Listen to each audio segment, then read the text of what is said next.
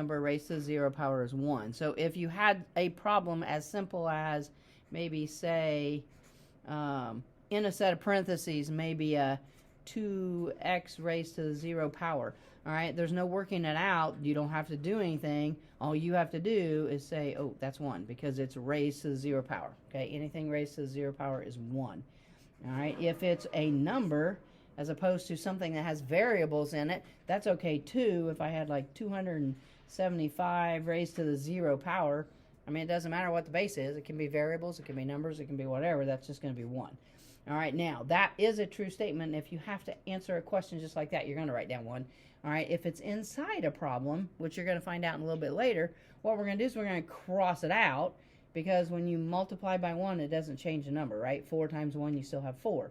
All right, so if we see something raised to the 0 power, an x raised to the 0 power, inside a problem that we're working out later, we're just going to cross it out, because it's going to be multiplying by 1 because it's equivalent to 1, and multiplying by 1 doesn't change anything. Okay? We're going to have another rule, all right, that says, and I'm going to not use the book rule, I'm going to use my rule to this. I'm going to say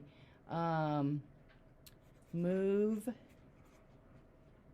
bases with negative exponents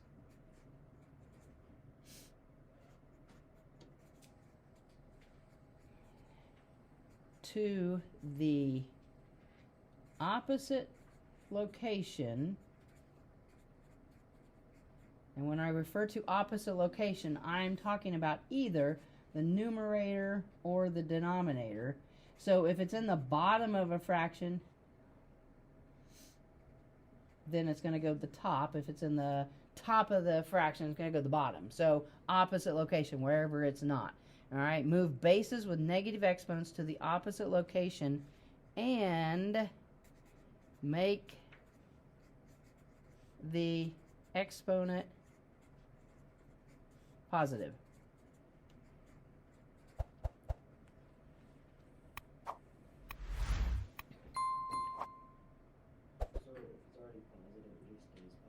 Yep, if it's already positive, it stays positive and doesn't move. And does not move. All right, so let's do some examples. All right, so let's suppose, Dallas, put your phone up. Let's suppose I had a 2x to the 5th over a y to the negative 4th. All right, I don't care about the 2, I don't care about the x, I don't care about the 5th power. I don't like the y to the negative 4 because I can't have negative exponents. All right, so what I'm going to do is I'm going to take this, and here, let's even put a coefficient in front. Let's put a 5 down here in the bottom. I'm going to take the base with that negative exponent, and I'm going to move it to the top. All right, so in the top, I already have the 2. I already have the x to the 5th. I'm going to move up a 4, but I'm going to make it a positive because I want it to be a positive. And then the 5 is going to stay in the bottom. Okay, I'm going to get rid of all negative exponents. I don't want negative exponents. All right, let's do another example. Let's suppose I had maybe, let's do like a 4x to the negative 3rd over a 5y to the negative 2. All right, I don't like negative exponents. I can't have negative exponents. All right, coefficients I leave alone. The base and the exponent is what's going to move. So this x to the negative 3 is going to move down to the bottom. All right, let's pick another color here. The y to the negative 2 is going to move to the top. And when I move them, the exponents become positive.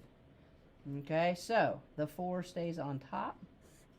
The y to the negative 2 goes to the top. All right, so y squared. The 5 stays put. This x to the negative 3 is going to move to the bottom and become positive. So we can move things wherever we want them to be. Okay, so you're going to try 2 on your own. Let's try negative 6x to the negative 3. Let's go ahead and put a y to the 4th up there, and then let's put a 7 z to the 5. Actually, just try that one. I paused a long time on that. Shouldn't take that long. All right, so negative 6 stays put. How about the x to the negative 3? Nope, it's got to move, right? So this guy is going to come down to the bottom, and he's going to become positive. How about the y to the 4th? Does it stay at the top? Yep, it stays to the top. 7 stays put.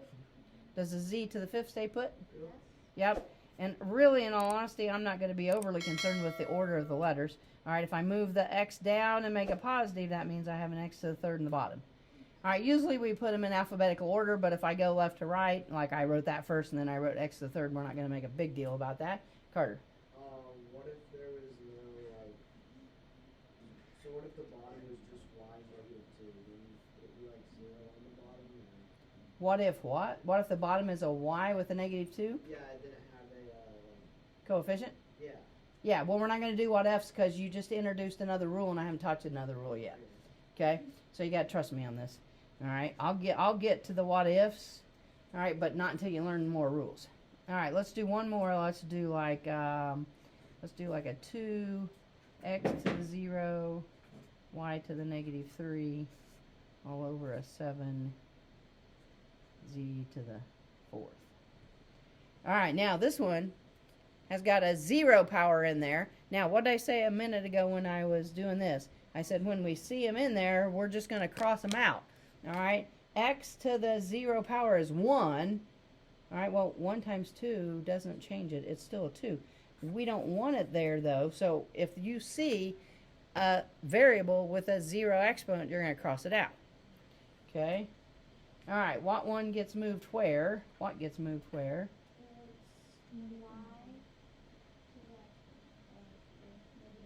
Yep, the y to the negative 3 gets moved to the bottom.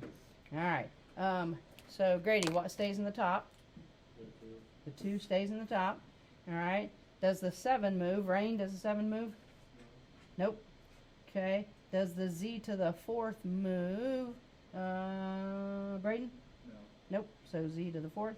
And then I've got to have the move down, so y to the 3rd. Make it positive. All right. So far so good? Yeah. Pretty simple so far.